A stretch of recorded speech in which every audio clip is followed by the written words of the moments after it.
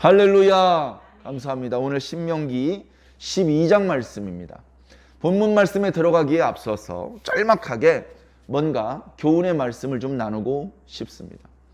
야구 선수가 야구를 아무리 잘해도 스트라이크만 던질 수는 없습니다. 볼도 많이 던지죠. 정확하게는 볼을 훨씬 더 많이 던집니다. 또 타자가 야구 방망이를 휘두르러서 홈런을 칠 때도 있지만 훨씬 더 많은 경우 안타를 치지 못하고 거기서 아웃을 당하는 경우들이 더 많습니다. 10번 중에 3번 안타를 치면 아주 잘하는 운동선수입니다. 10번 중에 4번을 치는 사람은 1년에 1명 나올까 말까라고 합니다. 그렇게 운전할 수 없죠. 부족할 수밖에 없습니다. 자, 열심히 전념으로 운동을 하는 운동선수도 야구에서 볼을 던지고 또 삼진 아웃을 당하고 수비에서 실책이 나옵니다. 우리가 좋아하는 축구선수 손흥민도 멋진 골을 넣을 그런 경기를 할 때도 있지만 한 골도 넣지 못하는 그런 경기를 할 수도 있습니다.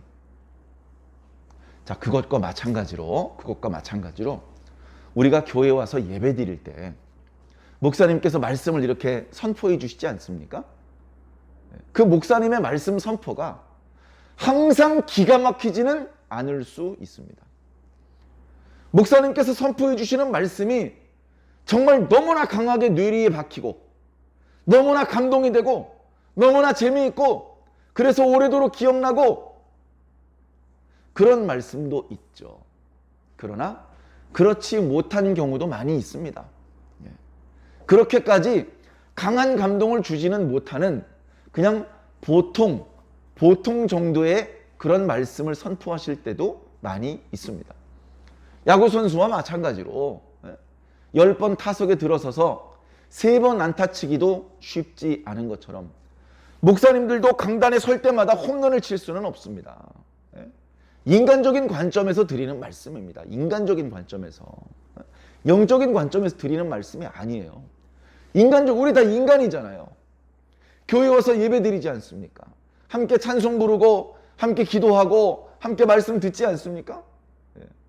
영적으로는 겉으로 드러나는 모습, 겉으로 들리는 그런 것과는 다른 차원의 것이 있습니다. 음을 계속 틀려요. 그래도 하나님께서는 세상에서 가장 아름다운 찬양으로 들어주실 수 있습니다. 왜?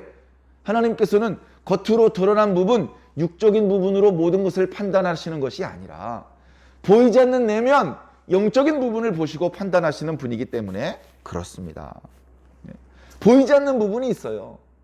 하나님께는 그 보이지 않는 부분이 더 중요한 부분입니다. 그래서 우리가 겉으로 드러나는 부분도 최선을 다해서 잘해야 되지만 어떻게 보면 우리 신앙인들은 보이지 않는 부분을 더 중요하게 생각할 수 있어야 합니다. 자, 그런데 우리가 말씀을 전하는 목사부터 말씀을 듣는 여러 성도 여러분 다 인간이기 때문에 본래는 그러면 안 되는데 영적인 것, 보이지 않는 부분 이런 것들은 잘 감각이 안 되다 보니까 우선은 보이는 부분이 먼저 와 닿습니다.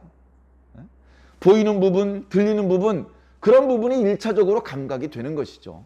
자, 그런데 그런 1차적인 부분에서 아이고 오늘 목사님께서 넥타이를 삐뚤게 매셨네. 오늘 목사님 머리카락이 이렇게 정리가 좀 안 됐네. 아이고 우리 목사님 오늘 목이 확 잠기셔가지고 찬송을 못 부르시네. 오늘 목사님 근심이 있으신가? 찬송 부르시면서 자꾸 가사를 틀리시네. 오늘 목사님께서 충분히 기도하고 강단에 올라오지 못하셨나? 말씀을 전하실 때 매끄럽지 못하고 술술술 풀리지 못하고 자꾸 버벅거리시네. 자, 이건요 영적인 판단이 아닙니다. 이건 영적인 판단이 아니고 육적인 판단이에요. 이 정확한 판단이 아닙니다. 그러나 그렇게 육적인 판단을 하는 경우가 많기 때문에 오늘 이 말씀을 잠깐 드리는 겁니다. 겉으로는 재미없는 그저 그런 예배를 인도하는지도 모르지만 영적으로는 하나님께서 그 속에 놀라운 보화를 담아서 우리들에게 선물로 주신 것일 수도 있습니다. 우리가 둔해서 그것을 못 느낄 뿐이지요. 자, 제가 드리고 싶은 말씀은 이겁니다.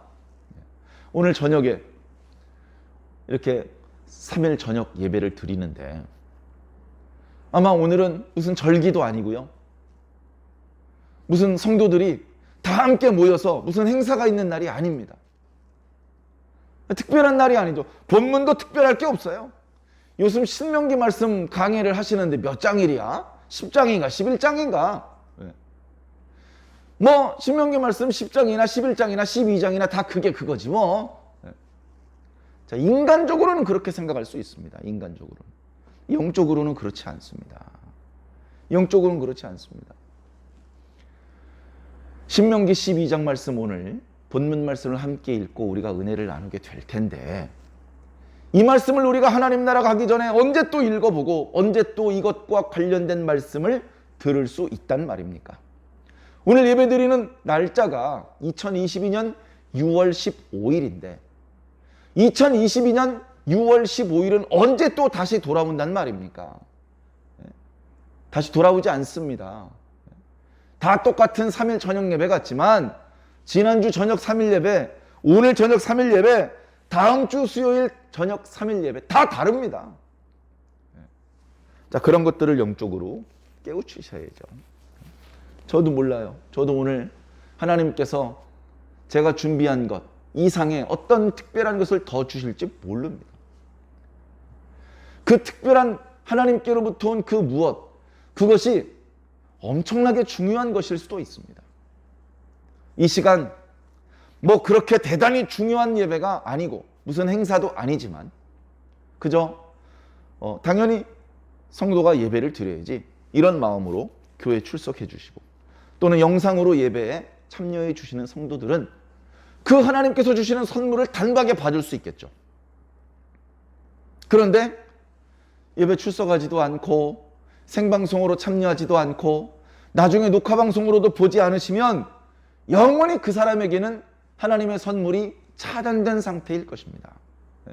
그게 엄청나게 중요한 것일 수도 있는데 나중에 시간이 지나서 야 저번에 6월 15일 날 저녁 예배 때 그 뭐 엄청나게 중요한 메시지가 선포됐다면서 아 그거 왜 나한테 얘기 안 해줬어?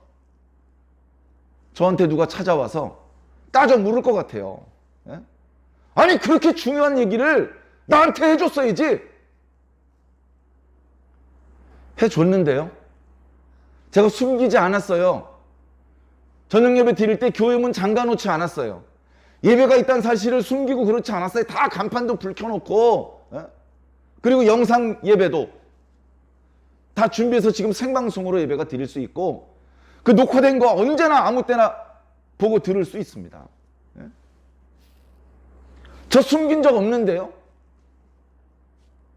아니 그게 아니고 그렇게 엄청나게 중요한 거면 나한테 따로 전화를 했어야지.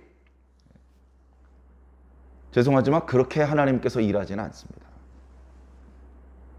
그렇게 하나님께서 역사하지는 않습니다. 다 함께 모여서 예배를 드릴 수 있도록 허락해 주셨어요. 하나님께서 얼마나 불편하신지 모릅니다. 그러나 꾹 참으시고 하나님 죄송한데요. 저희가 수요일 날 저녁 8시가 편한 시간입니다. 죄송한데 조금 기다리셨다가 그 시간에 말씀을 선포해 주시면 안 될까요?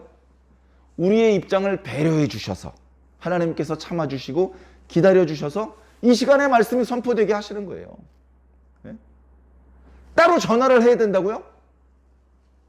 왜 그렇게까지 해야 되죠? 예배도 출석 안 하고 생방송으로도 참여 안 하고 녹화된 것도 안 보는 분에게 뭘 그렇게 특별히 개인적으로 전화를 해서까지 하나님의 생명의 말씀을 전달해 줘야 되죠? 물론 어떤 사람은 필요에 따라 그런 특별한 은총을 베풀 수도 있을지 모릅니다만 하나님 왜 나에겐 그런 특별한 혜택을 주지 않으십니까? 라고 항의하지 않으시기 바랍니다.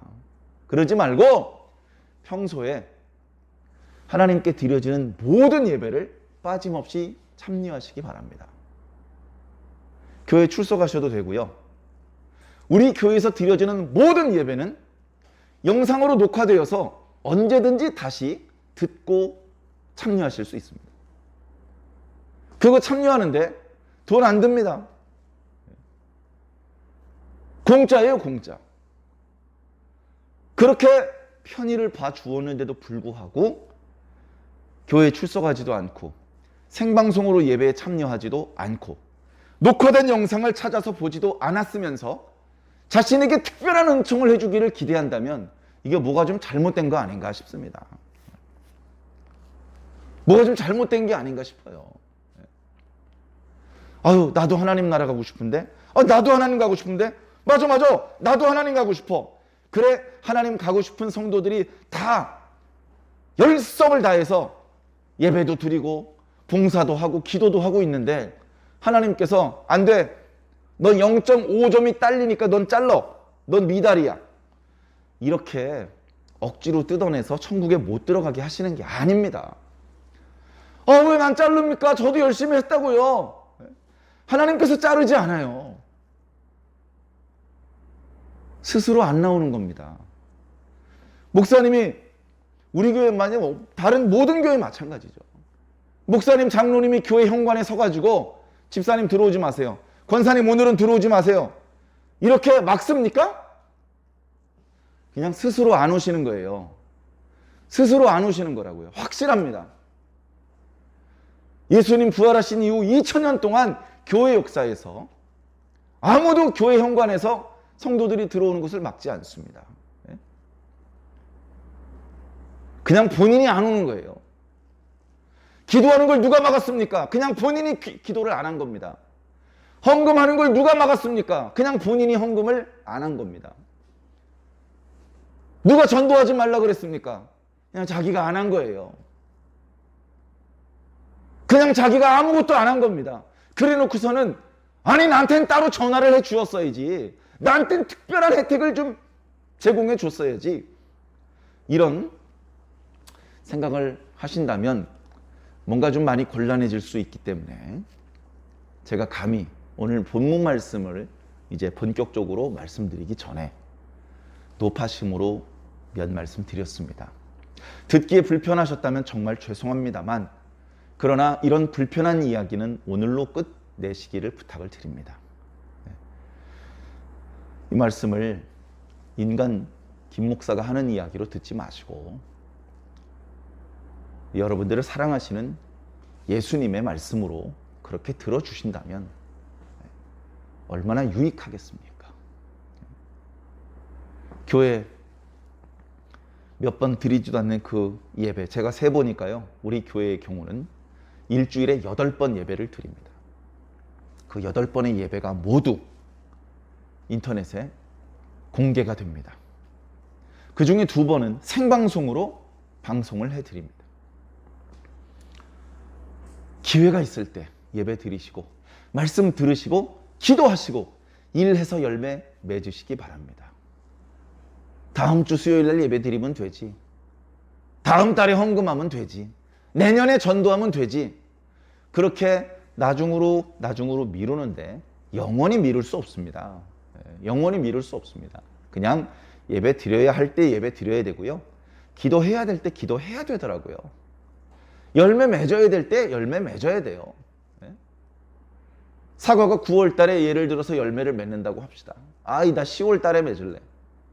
날씨가 바뀌어서요. 원하는 그 열매가 안 나옵니다. 씨를 뿌려야 되는데 4월 달에 뿌려야 되는데 귀찮고 바빠. 5월 달에 뿌렸어요. 6월 달에 뿌렸어요. 원하는 열매가 안 나와요.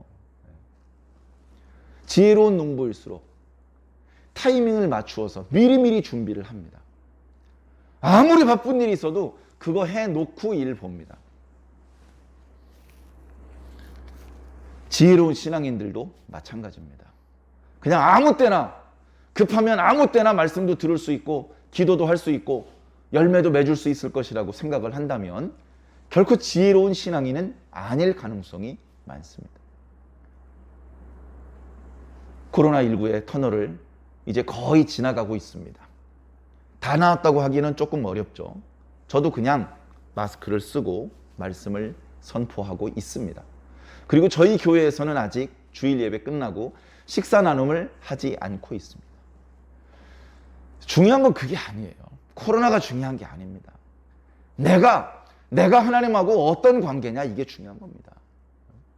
하나님하고 서먹서먹한 관계인데 특별 대우를 바라고 하나님 나라에 들어갈 걸 기대하고 그러면 안 되잖아요. 하나님하고 먼저 아무 서먹서먹함이 없는 완만한 관계로 먼저 회복이 된 다음에 그 다음에 내 소원도 말씀드리고 그 다음에 하나님의 계명도 내가 듣고 그런 어떤 관계가 개선되어 있지 않은 상태에서 무슨 얘기를 꺼냅니까? 아버지하고 대판 싸워가지고 가출했는데 돈이 필요해가지고 집으로 들어오면 돈 달라는 얘기를 어떻게 먼저 해요? 무릎 꿇고 지난번엔 정말 잘못했습니다. 이 얘기를 먼저 할 수밖에 없는 거예요. 완전하진 않지만 일단 사과드리고 용서받고 조금이라도 관계를 좀 부드럽게 해놔야 그래야 이제 500원이라도 받아갈 수 있는 겁니다. 하나님하고 관계도 불편한데 무슨 소원이 이루어지고 무슨 기도가 응답되기를 감히 바랄 수 있겠습니까? 자, 한번 열심히 해봅시다. 저도 그렇게 완벽하지 않습니다. 저도 쓴 것 같은데 자주 넘어지고요. 또 일어나고 넘어지고 또 일어나고. 하나님께서 넘어졌다 다시 일어날 때 야단치지 않으시더라고요. 그냥 하나님은 바보처럼 우리가 진심을 다해서 회개하기만 하면 다 받아주세요. 그런 진심으로 오늘 말씀을 들어주시기를 부탁을 드립니다. 자, 오늘 12장 말씀인데요. 신명기 말씀의 이제 후반부로 넘어가고 있습니다. 자, 이쯤 되어서 신명기 전체의 구조에 대해서 한번 살펴보면 도움이 될 것 같습니다. 신명기는 1장부터요 34장까지로 되어 있습니다. 모세가 죽기 이전에 신명기 말씀이 선포되기 전까지 막 복잡한 역사들이 많이 전개가 되었죠. 그 말씀들은 민수기에 기록되고 있습니다. 그래서 많은 복잡한 일들, 전쟁들 이런 것들을 뒤로 하고 이제 이스라엘 백성들이 요단강을 건너서 가나안 땅에 들어가기 직전입니다. 그 모압 평지에 모여 있는데 그 기간이 그렇게 길진 않았어요. 짧으면 한 달, 길면 두세 달 정도의 기간이었습니다. 그 기간 동안에 모세가 나는 저 요단강을 건너가서 저 가나안 땅의 아름다움을 맛보지 못하겠구나. 하나님께서 자신의 범죄 때문에 자신에게는 요단강을 건너서 가나안 땅에 들어가는 것을 허락하지 않으시는구나. 나는 이제 여기 있는 이 이스라엘 백성들, 그것도 출애굽 1세대는 광야 40년 동안에 다 죽었고 그 자리에 지금 모여있는 자들은 출애굽 2세대들이죠. 그 사람들에게 다시 한번 하나님의 말씀을 가르쳐주고 자신이 없더라도 흔들림 없이 하나님을 섬길 수 있는 그런 하나님의 백성이 되게 만들기 위해서 고별 설교를 하는 내용입니다. 그 내용이 신명기에 꽉 차 있습니다. 자, 신명기 1장부터 4장까지 여기가 1차 고별 설교입니다. 좀 짧죠? 하나님께서 과거에 하셨던 일들을 회상하면서 너희들이 하나님께서 해주신 일들을 잊어버리지 말고 계명을 지켜라. 그런 말씀입니다. 그리고 4장 뒷부분부터 저 뒤에 26장까지 여기가 이제 2차 고별 설교, 제일 길죠. 하나님의 율법에 대해서 조금 더 구체적으로 말씀해주고 있습니다. 그리고 이제 27장부터 30장까지 여기가 이제 3차 마지막 당부의 말씀을 전하고 있습니다. 그리고 이제 31장부터 34장은 이제 마무리된 내용인데요. 모세가 이제 하나님의 말씀을 선포하는 것을 끝내고 유언을 남깁니다. 노래 형식으로 유언을 남기죠. 그리고 모세가 죽는 이야기가 나오고 여호수아가 모세의 뒤를 이어서 이스라엘의 지도자가 되는 이야기로 신명기 말씀은 끝나게 됩니다. 자, 그래 이 마무리되는 내용도 물론 중요합니다만 그 신명기는 이 모세가 죽기 전에 했던 마지막 고별 설교 3번. 그 중에서도 자 1차는 요만큼이고요. 2차는 이만큼, 3차는 요만큼. 2차 고별 설교가 가장 핵심적인 내용이라는 것을 우리가 알 수 있습니다. 자, 그래서 분량이 길기 때문에 2차 고별 설교를 11장까지와 12장부터 26장까지 두 가지로 나누어서 설명을 그동안 드렸습니다. 그래 4장 뒷부분부터 11장까지 모세의 설교는 주로 어떤 내용이냐? 너희들은 하나님의 계명을 지켜라. 그런데 그 율법의 구체적인 조항들, 1조 1항은 무엇이고 1조 2항은 무엇이고 이런 설명이 아니고 조금은 원론적인 말씀에 대해서 설명해 주고 있었습니다. 뭐 예를 들면 율법의 원리, 원칙, 그 다음에 율법을 우리가 준수해야 되는 이유, 율법을 순종하는 우리의 자세, 율법을 순종했을 때 또는 불순종했을 때 우리에게 돌아오게 되는 결과, 자, 이런 내용들을 4장부터 11장까지 말씀에 주로 말씀해 주셨습니다. 그리고 구체적인 내용은 바로 오늘 12장 말씀부터 선포되기 시작하는 것이죠. 뭐 굳이 말씀드리자면 10계명, 10계명의 확장판입니다. 우리가 잘 아는 것처럼 나 외에 다른 신을 내 앞에 있게 하지 말아라. 그 어떤 형상으로도 우상을 만들지 말아라. 하나님의 이름을 망령되이 일컫지 말아라. 안식일을 거룩하게 지켜라. 먼저 하나님과의 관계에 있어서 온전해야 된다는 그런 계명들이 주어져 있습니다. 10계명에 4가지가 있는데 그것들이 좀 더 구체적이고 자세하게 풀어서 설명되는 것이 여기 이제 모세의 2차 고별설교 그 후반부에 말씀드리고, 그리고 성경에 있는 600가지가 넘는 계명들이 그 내용들입니다. 자, 그래서 특히 12장과 다음 주 수요일 날 묵상하게 될 13장의 내용이 짝을 이루고 있어요. 자, 이웃들과의 관계에 대한 계명도 뒤에 나오지만 지금 먼저 하나님과의 관계와 관련된 계명을 먼저 주시는데, 하나님이 어떤 분입니까?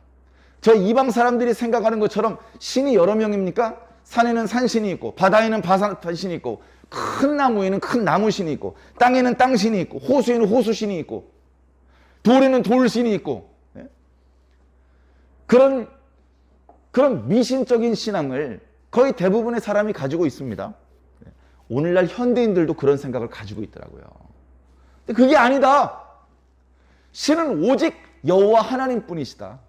천지를 만드신 분은 여호와 하나님이시다. 다른 신은 없다.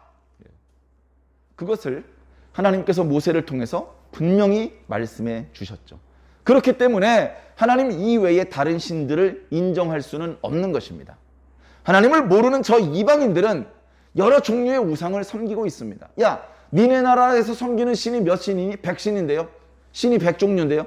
야, 그거밖에 안 되냐? 역시 후진국은 뭐가 달라도 달라. 우리나라는 선진국이라서 우리나라에서 섬기는 신은 400종류가 넘어. 많을수록 무슨 대단한 문명국이고 종교적으로 뭐 열성이 뛰어난 것처럼, 그러니까 얼마나 고대의 후진적인 생각을 하고 있는 것입니까? 그러나 사실은 뭡니까? 그 사람들이 말하고 있는 그 신들, 우상들은 다 거짓입니다. 그건 그냥 돌멩이일 뿐이고 나무 토막일 뿐이고 쇠 조각일 뿐입니다. 스스로 걸어갈 수도 숨을 쉴 수도 한 글자도 말할 수 없는 아무것도 아닌 존재인 것이죠. 그러나 하나님께서는 살아계시고 말씀하시는 분이고 그 말씀을 이루시는 능력이 있는 분이십니다. 그런 탁월한 차이를 느낄 수 있는 우리들이 행복한 것입니다. 자, 그래 12장과 13장에는 먼저 하나님과의 관계를 개선하는, 어떻게 보면은 하나님이 유일신이니까 다른 신은 없으니까 그 하나님을 믿는 신앙, 유일신 사상, 이것을 확립하기 위한 계명을 주시는 거예요. 계명을 주시는데 굳이 표현을 하자면 12장은 제도적으로 확립을 하는 겁니다. 하나님을 섬길 때 이런 규칙과 질서를 지키면서 하나님을 섬겨야 돼 하면서 제도적으로 하나님을 섬기는 신앙을 확립하는 말씀을 주시고, 그 다음에 13장은 사상적으로 우리의 마음과 생각을 말하는 것이죠. 우리의 마음과 생각, 우리의 사상적으로 유일신 신앙을 확립하기 위한 그런 말씀들을 주셨습니다. 이게 이제 핵심인 것이죠. 이런 것들이 먼저 확립이 되고, 그리고 나서 여러 가지 뭐 11조도 바쳐야 되고, 제사를 드릴 때는 제물을 어떻게 준비해야 되고, 그 제물을 어떻게 처리해야 되고, 기도는 어떻게 해야 되고, 이웃들과의 관계는 어떻게 해야 되고, 갈등이 생겼을 때는 어떻게 풀어야 되고, 그런 것들이 나오는 겁니다. 하나님도 없고 하나님과의 관계가 개선되지 않았고 하나님과의 신앙이 확립되지 않은 상태에서 뭐 장사를 어떻게 하고 구워준 돈은 어떻게 돌려, 그게 다 무슨 소용입니까? 이스라엘 백성을 이스라엘 되게 만드는 것은, 그들을 하나님의 백성으로 만드는 것은 이웃들과의 관계를 개선하는 법이 아니고 하나님과의 관계를 개선하는 법입니다. 하나님과의 관계가 확립되어 있지 않으면 그 나머지 계명은 다 쓸모없는 휴지 조각일 뿐인 것이죠. 자, 그래서 이게 이제 오늘날도 마찬가지입니다. 오늘날도 마찬가지. 성경의 율법이 600가지가 넘는다고 하는데 율법 600가지 조항을 외우는 게 중요한 게 아니고 그런 율법을 하나님께서 주셨다는 것, 그 율법을 주신 하나님의 마음은 어떤 마음이었다는 것, 율법을 주신 분의 의도는 무엇이었는지, 이런 것들이 더 중요한 겁니다. 다시 말해서 그 법의 밑에 깔려있는 사상, 밑에 깔려있는 마음, 그게 어떤 건지 중요하다는 것입니다. 그걸 놓친 채 겉으로 드러난 율법 조항들만 기억하고 딸딸딸 암기하고 지킨다고 한들 무슨 의미가 있겠습니까? 무슨 의미가 있겠습니까? 1년에 한 번씩은 할아버지한테 절할 때 무릎 꿇고 엎드려서 머리가 땅에 닿게 절해야 돼. 아이들한테 그렇게 가르치죠? 왜 그렇게 해야 되는지는 설명하지 않고 야, 무조건 그렇게 해야 돼. 그렇게 해야 용돈 주신다. 이렇게만 가르쳐주면 세배를 하고서 용돈 달라고 팔 벌립니다. 뭐가 잘못된 거잖아요. 그냥 머리를 숙이는 것만으로는 그분들에 대한 존경과 사랑과 고마운 마음을 다 표현할 수 없기 때문에, 그래서 1년에 한 번이라도 무릎을 꿇고 머리를 땅에다 대고 그렇게 인사를 드리는 거란다. 그런 밑에 깔려있는 정신, 마음가짐, 그것까지 전달이 되어야 아이들이 엎드려서 절하는 방법으로 어른들한테 인사하는 것을 귀찮게 생각하거나 세뱃돈부터 생각하는 그런 잘못된 모습을 보이지 않을 수 있는 것입니다. 우리도 마찬가지죠. 우리도 율법을, 우리도 복음을 어떤 마음으로 받았습니까? 네? 이거 믿으면 천국 간다. 순종하면 기도도 다 응답되고, 순종하면 복 받고, 뭐 이제 그런 것만 남아 있으면 그럼 이제 신앙이 힘들어지는 겁니다. 성도가요, 하나님을 불러다 앉혀놓고 주판을 튕기는 거예요. 주판. 하나님, 제가 지금까지 하나님께 봉사한 시간들, 바친 돈, 그런 것들 지금 다 계산합니다. 난 이만큼 드렸는데 하나님 왜 이거밖에 안 주셨습니까? 하나님 멱살 잡겠다는 거예요. 멱살 잡겠다는 거예요. 이게 신앙입니까? 왜 말씀을 선포하셨고, 왜 봉사하게 하셨고, 왜 기도하게 하셨고, 왜 예배 드리게 하셨는지를 모르는 채 그냥 그 조항대로 지켰을 뿐이기만 하다면 그건 진정한 의미의 신앙이라고 볼 수 없는 것이죠. 자, 그래서 제도와 사상이 엄청나게 중요합니다. 자, 우리 대한민국 이야기를 잠깐 해볼까요? 대한민국도 민주주의 국가입니다. 자유민주주의 국가죠. 북한을 인민민주주의 국가라고 부르는 것과 비견해서 우리는 자유민주주의 국가다, 이제 이런 표현을 쓰곤 합니다. 민주주의 국가의 특징은요, 법치국가입니다. 법을 정해놓고 법대로 나라를 다스립니다. 그 다음에 시장 경제가 또 중요하고요. 여러 가지 양심과 표현의 자유들이 보장되고, 그런 특징들이 있어서 우리나라가 그 방법을 채택하고 있습니다. 자, 그런데 법을 만들 때 법을 어떤 정신으로 만들어야 되겠습니까? 말로는 자유민주주의 국가를 만들어야 된다, 그런 생각을 가지고는 있지만 법률의 내용을 살펴보니까 이거 인민민주주의의 법률이야. 사유재산도 인정하지 않고 표현의 자유도 인정하지 않고 있어요. 아니, 자유민주주의 국가라면서 왜 법은 인민민주주의 법률이지? 그때 가서 후회해봤자 소용이 없습니다. 그러니까 법을 제정해놓고 그 법을 모든 국민들이 잘 지켜주어야 하긴 하지만 법을 만들 때 그 법이 우리 모든 국민들이 원하는 법인지부터 살펴보아야 하는 것이죠. 우리가 잘 아는 것처럼 제헌국회, 우리나라가 이제 이렇게 민주주의 국가를 만들 때 대통령부터 뽑은 게 아니에요. 제일 먼저 첫 번째로 한 것은요, 각 지방을 대표하는 국회의원을 뽑는 겁니다. 그래서 국회의원이 전국적으로 다 뽑혀서 한 자리에 모였어요. 모여가지고 뭘 하느냐? 제일 첫 번째 헌법을 만들어야 돼요. 그 국회를 제헌국회라고 합니다. 제헌국회. 그래, 헌법을 먼저 만들고 그 헌법에 명시된 그 방법에 따라서 대통령을 뽑는 거예요. 그러면 대통령은 역시 헌법과 관련 법규에 따라서 정부를 조직하는 겁니다. 그 조직하는 그 과정에서 세금도 거둘 수 있고 학교도 운영할 수 있고 공무원들 월급도 주고 군대도 만들고 그런 것들이 이제 비로소 이제 국가의 형태를 갖추어 가기 시작하는 것이죠. 그 제헌국회 때 우리나라는 기도로 시작했습니다. 제헌국회 때 아무것도 안 하고 기도 먼저 했어요. 뭐라고 기도했습니까? 우리나라가 일제로부터 해방되고 이렇게 자유민주주의 국가를 세울 수 있도록 인도해 주신 하나님의 놀라우신 사랑을 찬양하며 감사하는 기도를 올렸습니다. 우리나라는 그렇게 시작했어요.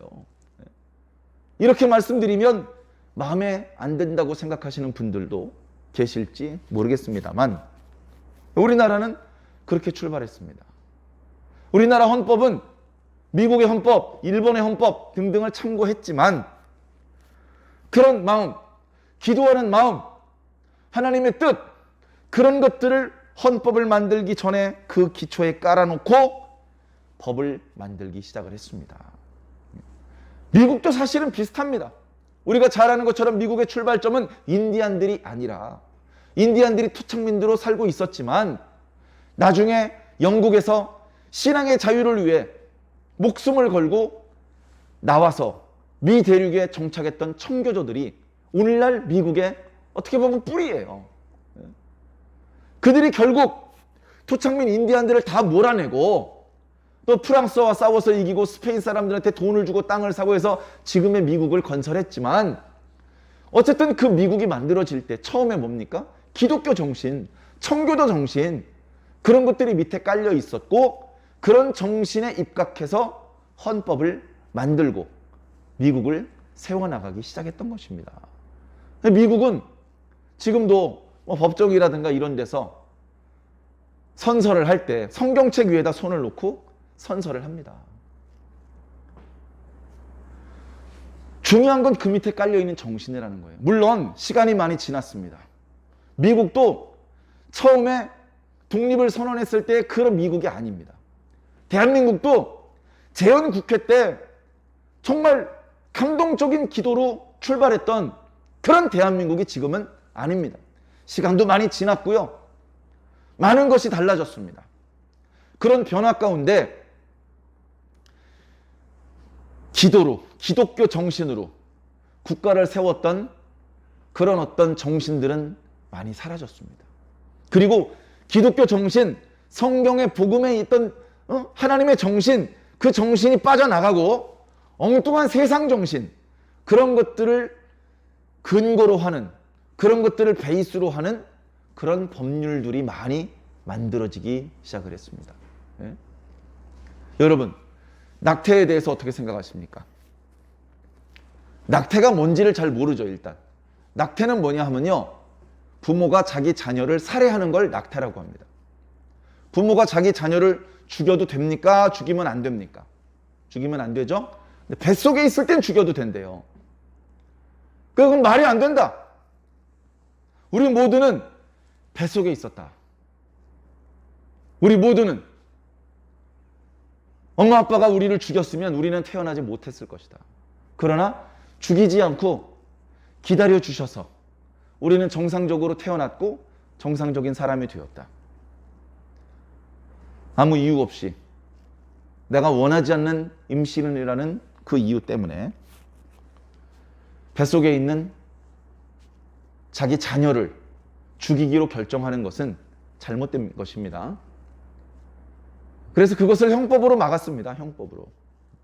낙태를 금지했습니다. 우리나라 법에서. 근데 그 형법을 폐지해달라고 청원이 자꾸 올라가요. 낙태를 금지하는 법을 폐지해 주십시오. 그래서요, 폐지됐습니다. 낙태를 해도 됩니다, 이제. 이 낙태를 허용하게 된 것이 하나님의 정신에 입각한 결정이었을까요? 성매매를 금지하는 법이 있습니다. 성매매를 금지하는 법이 있습니다. 그 법을 무효해달라는 소송이 7번 있었습니다.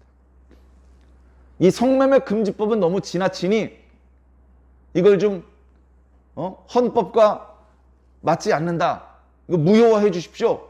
7번 소송이 있었습니다. 7번 모두 다 이 성매매 윤리법은 합당하다. 헌법의 정신과 잘 맞아떨어지는 법이다. 그런 결정이 내려졌습니다. 지금도 계속해서 성매매 윤리법을 금지하는 법을 없애고 성매매를 합법화해달라는 요구가 자꾸 생기고 있습니다.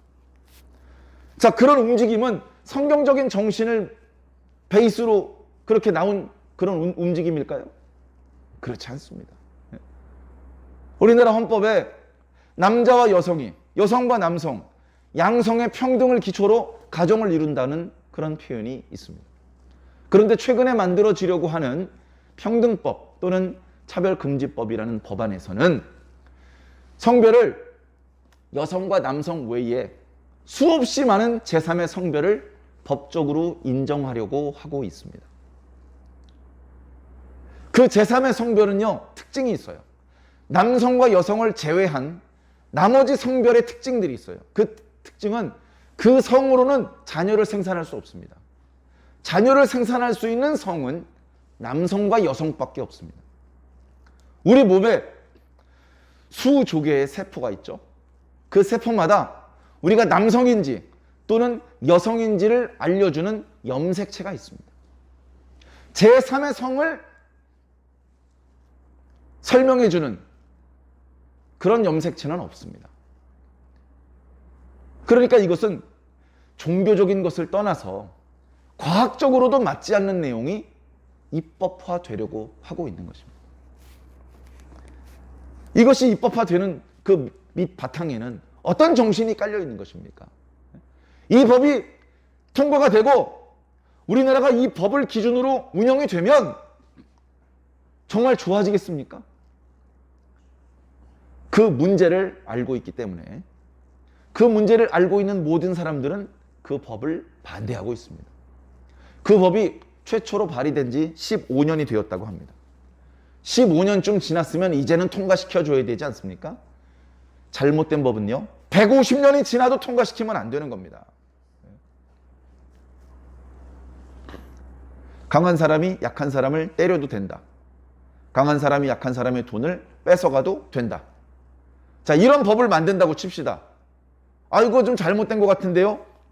해가지고 계속 통과를 안 시키고 20년이 지났어요. 야, 20년 동안 빠꾸 맞았으면 이젠 통과시킬 때가 됐지 않습니까? 해가지고 그거 통과시키면 나라 꼴이 어떻게 되겠습니까? 사상과 제도가 건전하게 바르게 확립이 돼야 됩니다. 그게 확립된 이후에 나머지 자질구레한 것들이 건강하게 정상적으로 작동될 수 있는 것이죠. 오늘 우리들의 상황을 빗대어서 한번 말씀을 드려 보았습니다. 자, 오늘 본문에 있는 여러 가지 말씀들, 오늘 시간이 벌써 많이 지나가서 자세히 말씀드리기는 어려울 것 같습니다만, 자, 몇 가지 말씀을 드리겠습니다. 자, 첫 번째, 하나님과의 관계, 유일신을 믿는 그 신앙을 확립하기 위해서 첫 번째, 우상 숭배를 하지 마라. 너희들이 가나안 땅에 들어가 보면 거기 살던 사람들은 다 우상 숭배하던 사람들이야. 그래서 곳곳에 산당을 만들고 산 위에 푸른 나무 아래다가 이상스러운 제단을 만들어 놓았어. 그 위에 우상을 올려 놓았어. 그리고 거기서 하나님께서 꺼리시고 가증히 여기시는 짓거리들을 했어. 그들은 그런 짓거리들을 했기 때문에 하나님의 저주를 받아서 너희 눈앞에서 죽임을 당하게 된 것이야. 너희들이 거기 들어가거든. 그들의 산당 박살내라. 그들의 우상 다 박살내라. 아까 말씀드렸죠? 우상은 신이 아닙니다. 우상은 그냥 돌멩이고 나무 토막이고 쇠조각입니다. 돌멩이 깨트려야 됩니다. 나무 도끼로 찍어가지고 다 태워버려야 됩니다. 쇠조각 다 녹여 없애버려야 됩니다. 그래서 그 가나안 땅을 이제부터 하나님의 백성이 살 거룩한 땅이니 그 땅에 이런 하나님께서 싫어하시는 것들을 남겨놓지 말고 다 불살라 없애도록 해라. 이게 첫 번째 명령입니다. 자, 두 번째. 자, 우상들은 그렇게 다 불살라고 깨트려 없애버려야 되지만 하나님은 그러면 안 된다. 하나님을 불사르고 하나님을 깨트려 없애고 그러면 안 된다. 하나님을 더 온전하게 섬겨야 된다. 하나님을 온전하게 섬겨야 되는데 어디서 섬겨야 되냐면 중앙성소에서 섬겨야 된다. 중앙성소는 딱 한 군데다. 그곳이 어딘지는 아직 신명기 말씀에 알려주지 않고 있습니다. 우리는 알죠. 예루살렘이 중앙성소로 나중에 확정이 됩니다. 그냥 다윗과 솔로몬이 작당을 해서 지들 마음대로 정한 것이 아니고요. 하나님께서 선지자를 통해서 하나님의 뜻을 알려주신 것입니다. 예루살렘에 지은 저 성전에 내 이름을 두겠다. 저 성전을 향해서 기도하면 내가 들어주겠다. 약속을 주셨죠. 자, 그 중앙성소에서만 제사를 드릴 수 있다. 그 중앙성소에서만 하나님을 만날 수 있다. 그렇게 말씀을 하셨습니다. 자, 그리고 세 번째. 야, 고기 먹고 싶어? 내가 이제 너희들 건강하게 할 거고 장수하게 할 거고 부자 되게 만들 거야. 예나 지금이나 고기는 자주 못 먹습니다. 과거에 부자들도요, 날마다 고기를 먹는 게 아니었습니다. 고기를 먹는 날이 정해졌어요. 잔칫날, 명절날, 제사 드리는 날, 이런 날만 고기를 먹는 겁니다. 가난한 사람들은 그마저도 고기 맛보기 어려웠었죠. 옛날에 다 마찬가지였는데, 그런데 이제 하나님께서 이스라엘 백성들을 전부 다 부자를 만들면 이제 먹고 싶을 때 아무 때나 고기를 먹을 수 있는 그런 넉넉한 상황이 되겠죠. 그때 고기 먹어도 됩니까? 된다. 된다. 고기 먹고 싶으면 얼마든지 먹어라. 딱 하나. 피는 먹으면 안 된다. 피는 내가 모세를 통해서 준 제사 규례에 나와 있는 것처럼 제사를 드릴 때 그 희생 제물의 피를 제단에 쏟아 부었지 않느냐. 그것은 생명을 상징하는 것이다. 너희들이 짐승의 고기를 먹을 때 짐승의 생명을 같이 먹으면 안 된다. 너희들이 굳이 중앙성소까지 갈 필요는 없지만 짐승을 잡은 이후에 짐승의 피를 물처럼 땅에다 다 쏟아버리도록 하고 너희들은 고기만 먹어라. 너희들이 살고 있는 그 성읍에서 얼마든지 원하는 만큼 고기를 먹어도 좋다. 물론 안 되는 게 있죠. 하나님께 제사 드리는 거, 하나님께 제사 드린 이후에 먹게 되는 그런 것들은 다른 데서 먹을 수 없고 그것은 할 수 없이 중앙성소에 가서 거기서 먼저 하나님께 드린 이후에 하나님 앞에서 먹을 수 있다. 그렇게 말씀하신 겁니다. 자, 네 번째는요. 자, 첫 번째랑 비슷한 건데요.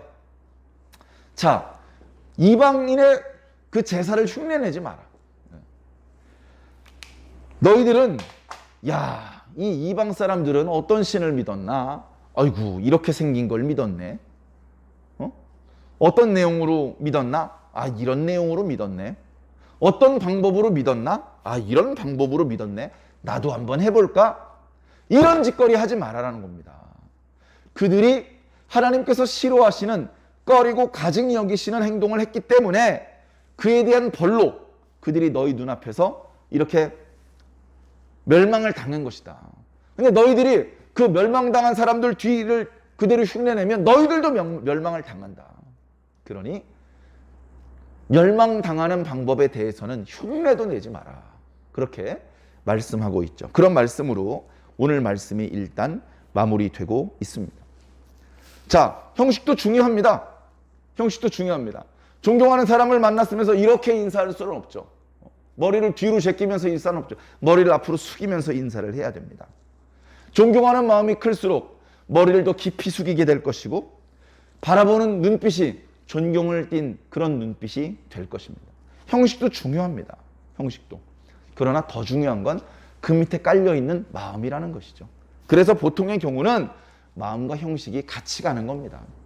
우리가 하나님을 온전히 믿는다면, 우리가 예수님을 진심으로 사랑한다면 예배를 드릴 때 더 경건해야 됩니다. 예배를 드릴 때 더 진실해야 됩니다. 그리고 예배가 끝난 이후에 성도들과 교제하는 모습, 또 일상으로 돌아가서 우리가 일상의 생활을 하는 그 모습들도 더 진지해야 되고 경건해야 할 것입니다. 그래서 믿는 자에게도 믿지 않는 자들에게도 선한 증거를 얻고 칭찬과 사랑을 받는 그런 방법으로 살아야 됩니다. 그리고 동시에 하나님께도 사랑을 받는 그런 모습으로 살아야 되죠. 그래서 이 계명은요, 하나님을 즐겁게 하기 위한 법이 아니라 우리를 행복하게 만들고 우리를 장수하게 만들고 우리를 부자되게 만드는 그런 계명입니다. 구약의 계명뿐 아니라 예수님을 통해서 주셨던 복음의 말씀들이 다 바로 오늘 우리들을 위한 말씀들입니다. 이 말씀들을 잘 기억하시고 그 말씀들 밑에 깔려있는 하나님의 마음을 잘 헤아리셔서 하나님의 뜻에 맞는 신앙을 해주시고, 하나님께서 보실 때 사람들은, 잘 헤아리지 못하는 사람들은 우리가 왜 그렇게 하는지 잘 이해를 못하겠죠. 그래서 사도 바울도 그들은 우리를 판단할 수 없다, 우리는 그들을 판단할 수 있지만, 그런 표현의 말씀을 주기도 하셨는데요. 우리는 세상의 판단을 연연하지 않고 오직 하나님을 바라보며 하나님께서 보실 때에 합당한 그런 인생, 가치 있고 보람 있는 그런 의미 있는 인생, 그런 인생을 살아야 될 줄로 믿습니다. 바쁜 일상을 뒤로 하고 정해진 시간에 이렇게 성전에 나와서 예배를 드리고, 사정이 여의치 않을 경우에는 영상으로 예배를 드리는 이런 것들도 우리가 하나님의 백성으로 사는 모습이고, 또 예배가 끝난 이후에 일상생활에서 여러 가지 가족들과의 어떤 관계, 이웃들과의 관계, 학생들은 학교에서, 직장인들은 직장에서, 그 밖에 다양한 크고 작은 모임들 속에서 우리가 여러 가지 모습으로 말하고 행동할 때에 우리들의 모습을 통해서 예수 그리스도의 아름다운 성품이 드러날 수 있다면 하나님께서 영광을 받으시고, 그리고 이 복음이 더 널리 전파될 수 있을 줄로 믿습니다. 사랑하는 성도 여러분, 1분 1초를 아껴 주십시오. 매번 드리는 예배를 소중히 여겨 주시고, 또 예배 이후의 일상도 허투루 허송하지 말고 그 일상도 최선을 다해서 지혜롭게 하나님과 동행하면서 그렇게 살아주신다면 이 땅에 있는 동안에 우리가 맺어야 될 열매를 모두 맺고 하나님 앞에 부끄럽지 않은 그런 모습으로 당당하게 서게 될 줄로 믿습니다. 모두 그 하나님 앞에 큰 칭찬받게 되시기를 예수님 이름으로 간절히 축원합니다.